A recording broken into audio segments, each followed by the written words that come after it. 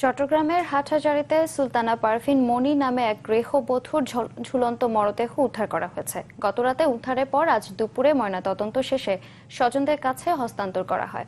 মনি মরদেহ উদ্ধার করা হয় উপজেলার গুমানমর্দন কাটাখালী কোল এলাকার শ্বশুরবাড়ির একটি কক্ষ থেকে। শ্বশুরবাড়ির লোকজন এটাকে আত্মহত্যা বলে দাবি করলেও তার ভাই অভিযোগ করেন এটা পরিকল্পিত হত্যা, কেননা তারা মনির মৃত্যুর বিষয়টিও তাদের জানিয়েছে অনেক দেরিতে।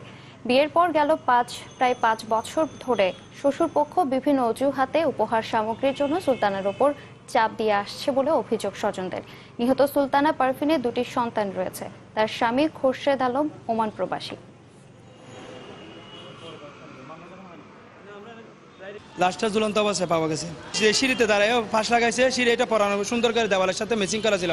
ও যদি সিঁড়ির সাথে দাঁড়ায় যদি ফাঁস খেতে হয়, সিঁড়িটা এলোমেলো পরে থাকতো, সেটা আমার অনুমান করতে পারছি। আর জিব্বা বের হয় নাই, ফাঁস লাগালে ফাঁসটা মানে আপনার গলার সাথে বেঁধে দেয়, এটা লুজ ছিল।